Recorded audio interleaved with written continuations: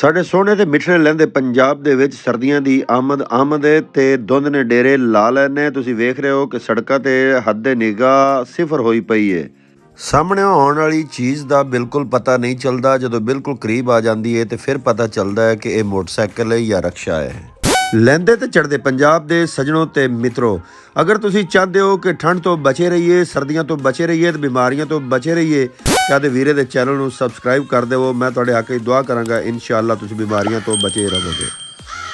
ਅਸੀਂ ਵੀ ਧੁੰਦ ਤੋਂ ਬਚਦੇ ਬਚਾਉਂਦੇ ਆਪਣੀ ਮੰਜ਼ਿਲ ਦੀ ਤਰਫ ਜਾ ਰਹੇ ਸੀ ਕਿ ਰਸਤੇ ਦੇ ਵਿੱਚ ਵੇਖਿਆ ਕਿ ਇੱਕ ਵਾਸ਼ਿੰਗ ਮਸ਼ੀਨ ਉੱਤੇ ਮੋਟਰਸਾਈਕਲ ਲੱਦਿਆ ਤੇ ਜਾ ਰਿਹਾ ਹੈ। ਅੱਗੋਂ ਸਾਹਮਣੇ ਦੇਖਿਆ ਤੇ ਇੱਕ ਫੱਟੇ ਉੱਤੇ ਮੋਟਰਸਾਈਕਲ ਲੱਦਿਆ ਤੇ ਉਹ ਵੀ ਆ ਰਿਹਾ ਹੈ। ਜਦੋਂ ਧੁੱਪ ਨਿਕਲੀ ਤੇ ਅਸੀਂ ਵੀ ਵਿਟਾਮਿਨ ਡੀ ਦੀ ਕਮੀ ਪੂਰੀ ਕਰਨ ਵਾਸਤੇ ਬਾਹਰ ਧੁੱਪ ਸੇਕਣ ਲੱਗ ਪਏ।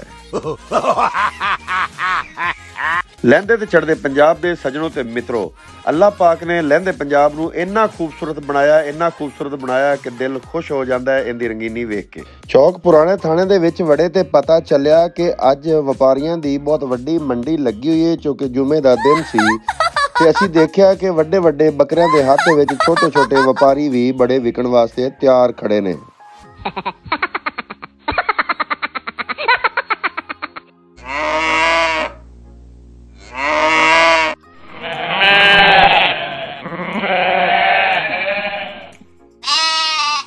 ਲਹਿੰਦੇ ਪੰਜਾਬ ਦੇ ਸੱਜਣੋ ਤੇ ਮਿੱਤਰੋ, ਤੁਹਾਨੂੰ ਮੈਂ ਦੱਸਦਾ ਜਾਵਾਂ ਕਿ ਸਾਡੀ ਇਸ ਪੁਰਾਣੇ ਥਾਣੇ ਦੀ ਮੰਡੀ ਦੇ ਵਿੱਚ ਊਠ, ਡਾਚੀਆਂ, ਗਾਵਾਂ, ਮੱਝਾਂ, ਬਲਦ ਤੇ ਢੱਗੇ, ਬੱਕਰੇ, ਛਤਰੇ, ਭੇਡ ਤੇ ਲੇਲੇ, ਚਾਹੇ ਉਹ ਤੰਦਰੁਸਤ ਹੋਵਣ ਚਾਹੇ ਉਹ ਬਿਮਾਰ ਹੋਵਣ, ਸਭ ਕੁਝ ਵਿਕ ਜਾਂਦਾ ਹੈ।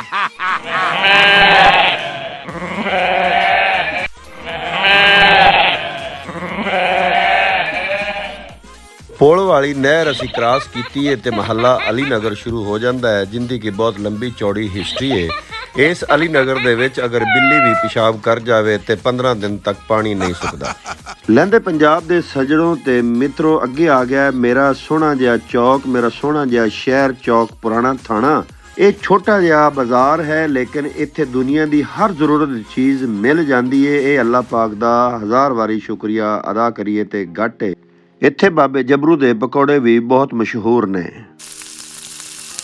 ਘਰ ਵੜਿਆ ਤੇ ਠੰਡੇ ਠੰਡੇ ਪਾਣੀ ਨੇ ਇਸਤਕਬਾਲ ਕੀਤਾ ਹੈ। ਬੱਚੇ ਵੀ ਗੇਂਦ ਬੱਲਾ ਖੇਡ ਰਹੇ ਸਨ ਤੇ ਹਾਫਿਜ਼ ਅਬਦੁਲ ਰਾਫੇ ਨਾਲ ਹੈਲੋ ਹਾਏ ਹੋਈ ਤੇ ਸਲਾਮ ਦੁਆ ਹੋਈ ਤੇ ਉਹਦਾ ਸਟਾਈਲ ਦੇਖੋ ਤੁਸੀਂ ਮੁੰਡੇ ਦਾ। ਅੱਲਾਹ ਤਾਲਾ ਇਹਦੀ ਉਮਰ ਦੇ ਵਿੱਚ ਬਰਕਤ ਪਾਵੇ।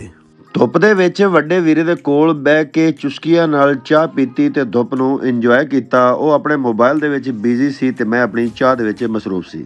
ਚਾਹ ਪੀਣ ਤੋਂ ਬਾਅਦ ਜਦੋਂ ਮੈਂ ਆਪਣੇ ਬਰਾਂਡੇ ਦੇ ਵਿੱਚ ਦਾਖਲ ਹੋਇਆ ਤੇ ਉੱਪਰ ਦੇਖਿਆ ਤੇ ਪੰਖਾ ਸਰਸਾਮੀ ਹਵਾ ਦੇ ਰਿਹਾ ਸੀ, ਫੁੱਲ ਸਪੀਡ ਨਾਲ, ਪੂਰੇ ਗੁੱਸੇ ਦੇ ਵਿੱਚ ਚੱਲ ਰਿਹਾ ਸੀ ਕਿ ਮੈਨੂੰ ਸਰਦੀਆਂ ਦੇ ਵਿੱਚ ਚਲਾਇਆ ਕਿਉਂ ਗਿਆ ਹੈ। ਤੂਫਾਨ ਮਚਾਉਣ ਵਾਲੇ ਪੰਖੇ ਨੂੰ ਬੰਦ ਕਰਕੇ ਮੈਂ ਆਪਣੇ ਕਮਰੇ ਦੇ ਵਿੱਚ ਦਾਖਲ ਹੋਇਆ ਤੇ ਮੋਬਾਈਲ ਦੇ ਸਾਹਮਣੇ ਖੜਾ ਹੋ ਕੇ ਸ਼ੀਸ਼ੇ ਨਾਲ ਇੱਕ ਸੈਲਫੀ ਲਈ।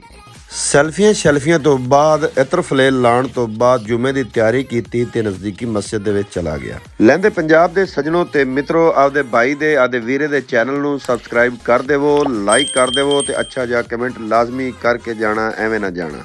ਅੱਲਾਹ ਸੋਹਣੇ ਦੀ ਹਾਜ਼ਰੀ ਤੋਂ ਬਾਅਦ ਜਦੋਂ ਬਾਹਰ ਨਿਕਲੇ ਤੇ ਵੇਖਿਆ ਅੱਲਾਹ ਪਾਕ ਨੇ ਵਸੀਓ ਰੀਜ਼ ਲੰਗਰ ਦਾ ਵੀ ਇੰਤਜ਼ਾਮ ਕੀਤਾ ਹੋਇਆ ਸੀ। ਗੁੜ ਨਾਲ ਬਣੇ ਹੋਏ ਮਿੱਠੇ ਚਾਵਲਾਂ ਦੀਆਂ ਦੇਗਾਂ ਇੰਤਜ਼ਾਰ ਕਰ ਰਹੀਆਂ ਸਨ ਤੇ ਸਾਨੂੰ ਉਹਨਾਂ ਨੇ ਸਫਾ ਤੇ ਬਿਠਾ ਦਿੱਤਾ ਕਿ ਸਰ ਤੁਸੀਂ ਖਾ ਕੇ ਜਾਣਾ ਹੈ।